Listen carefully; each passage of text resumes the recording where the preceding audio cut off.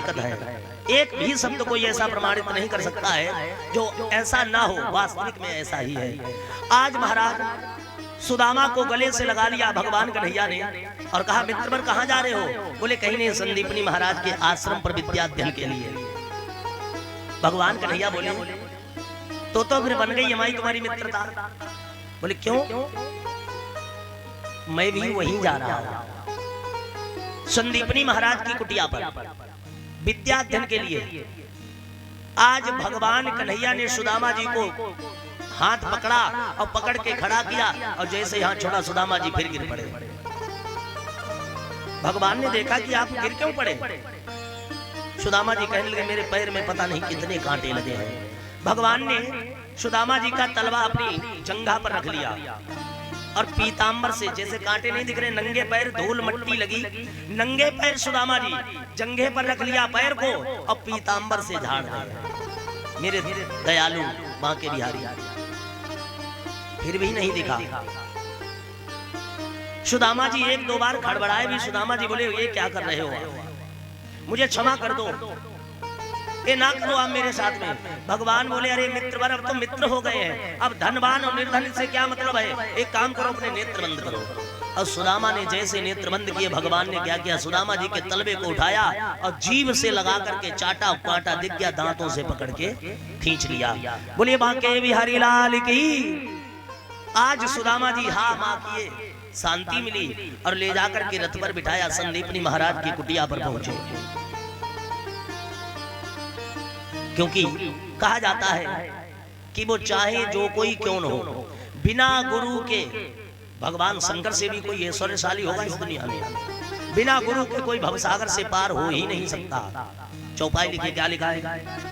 गुरु बिन भवनिधि तरई न कोई, गुरु बिन, गुरु बिन भवनिधि तरई न कोई, गुरु बिन भवनिधि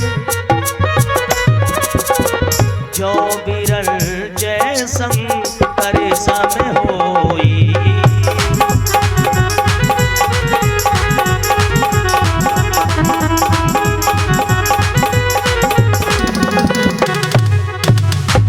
वास्तविक में बिना गुरु के आप इस संसार रूपी भवसागर से पार हो ही नहीं सकते।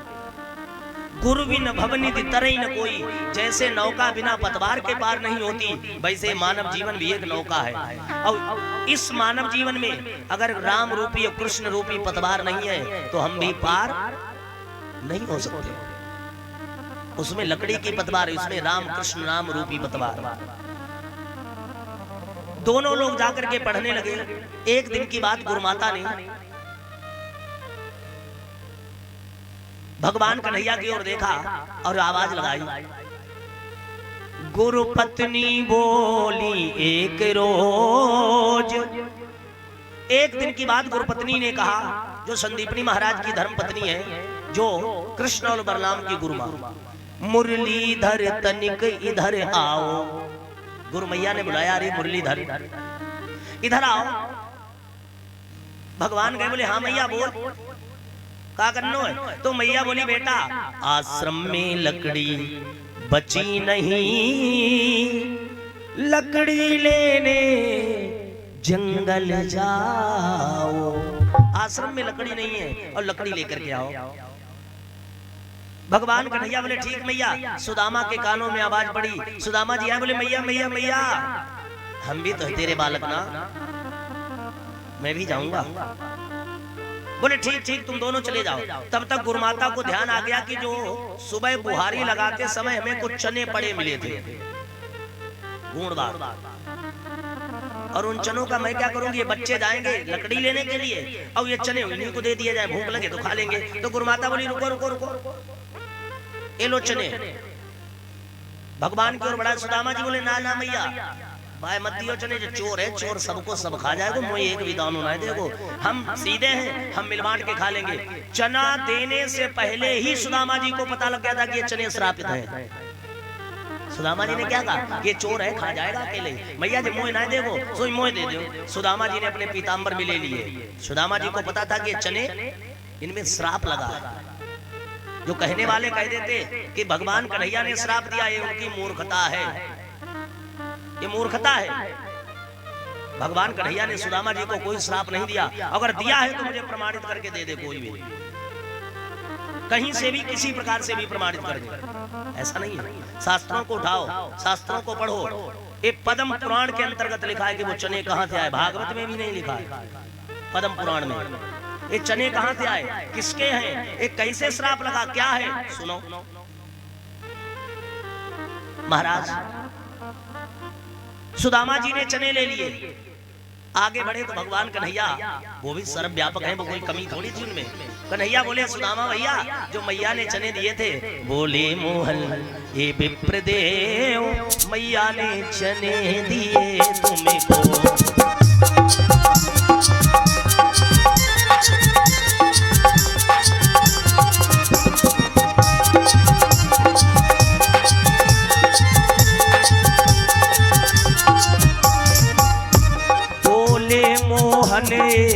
विप्रदेव मैया ने चने दिए तुमको, आधे आधे कर लो दोनों मिल बांट यहीं पर खाते हैं।